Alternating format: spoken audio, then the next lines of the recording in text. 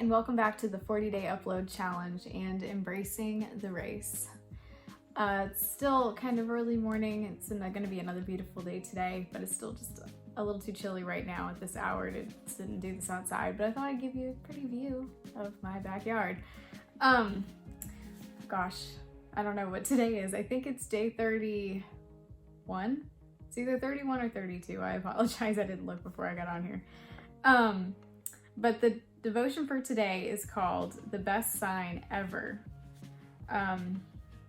This is a fun one, I think. The verse that she starts off with is 1 Corinthians chapter 2, verse 5. That your faith might not rest in the wisdom of men, but in the power of God. And also, before I start, a disclaimer, my dog is sitting in my lap, so if you see sudden movements from like down here, that's why. So she starts off talking about how really almost at any race, at some point you'll see people that have made signs, and oftentimes they can be really clever with their sayings.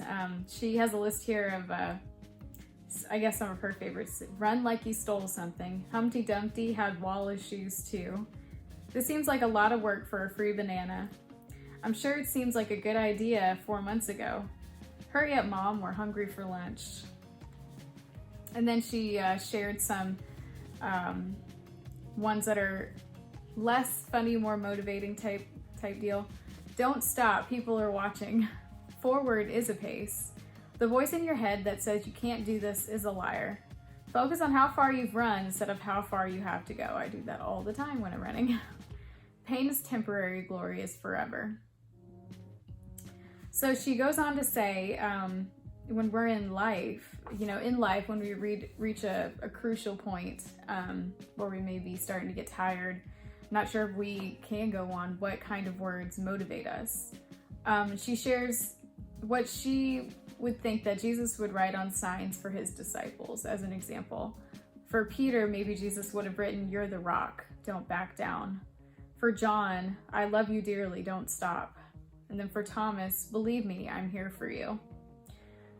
If Jesus were standing on the sideline among the crowd, what would his sign say specifically to you? Don't listen to their criticism. I am with you. Be courageous. I've designed you for this purpose. Keep going. I promise you'll get through this. You can't imagine what's waiting for you at the finish line.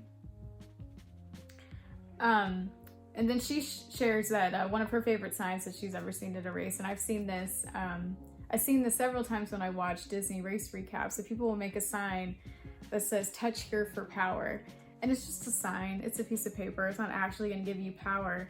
But she shares, just at any race, she will always see people, and then she herself has done it. Will run up to that sign, give it a high five, and just keep going. And it just kind of pumps you up a little bit, just knowing that there's people there supporting you.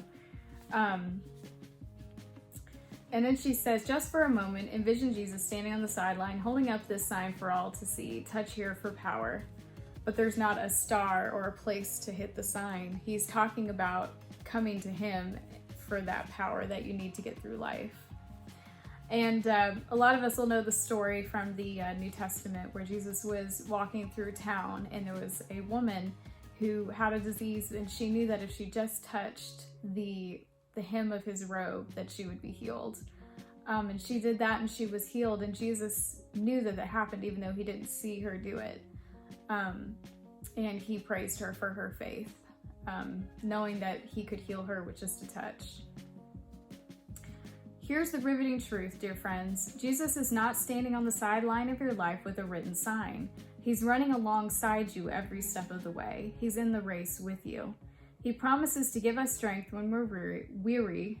The same power that brought him back from the grave lives in us. This power of the Holy Spirit is available every step of our journey. And that's the beautiful truth, is that he promises never to leave us lonely in this world. As long as we invite him along with us, he will be with us every step of the way. And it's such a beautiful thing.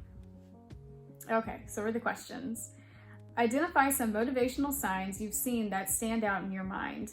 What effect did they have on your physical race? Gosh. Hasn't been a whole lot of races lately, let me think.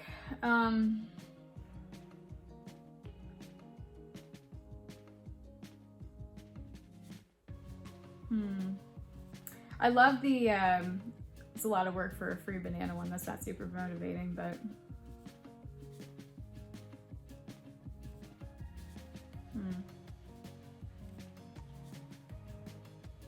I mean, really, any sign, someone decided to sit down and make a sign in order to, you know, cheer us on. Even though majority of the time when people do that, they're cheering for strangers. But I think that makes it even more special that they took the time to come out.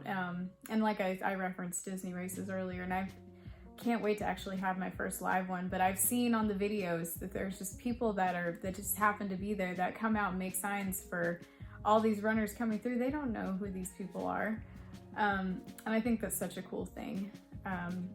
And especially when you get to those half marathon and marathon races, how motivating and helpful that can be just to push on till the end.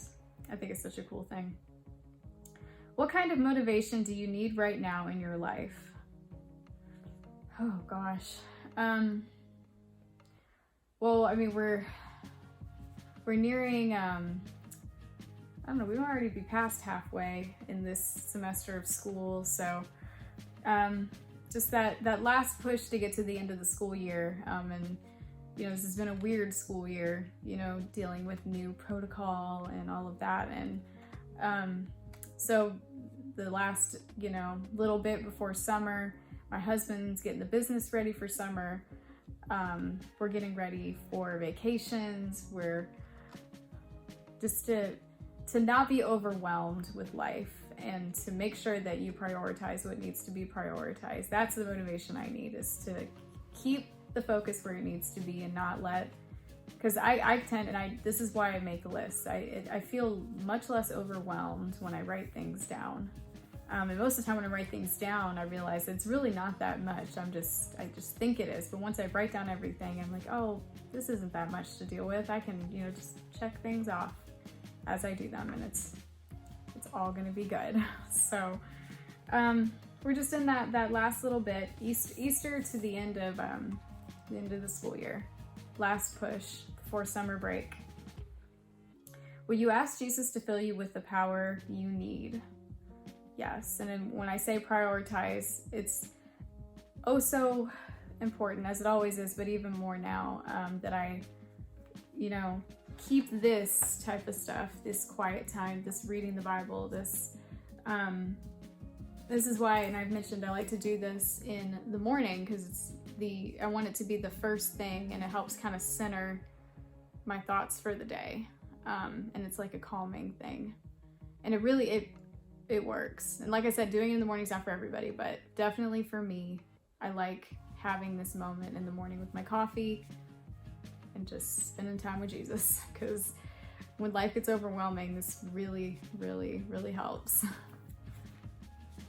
All right, so she ends with 2 Corinthians chapter 12, verse 9. But he said to me, my grace is sufficient for you, for my power is made perfect in weakness. Thank goodness for that. Goodness gracious. Therefore, I will boast all the more gladly about my weaknesses, so that Christ's power may rest on me.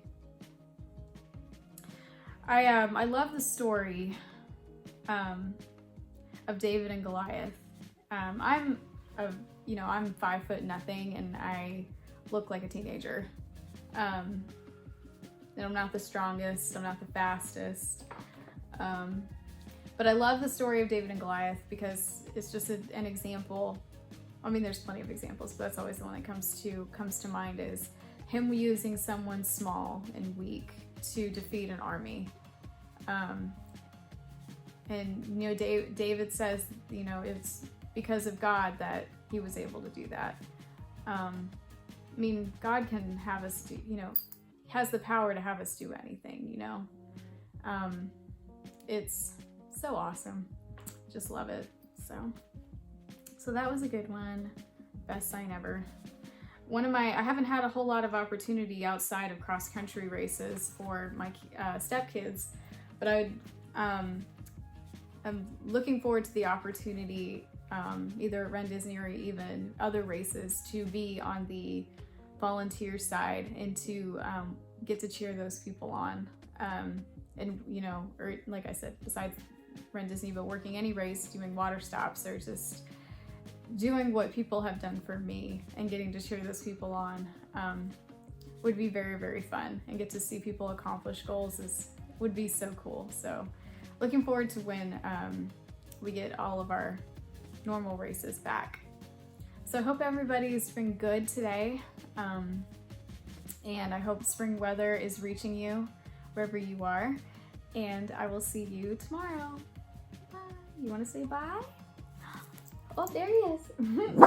Oh, and we got through the whole thing without him barking until now. Bye.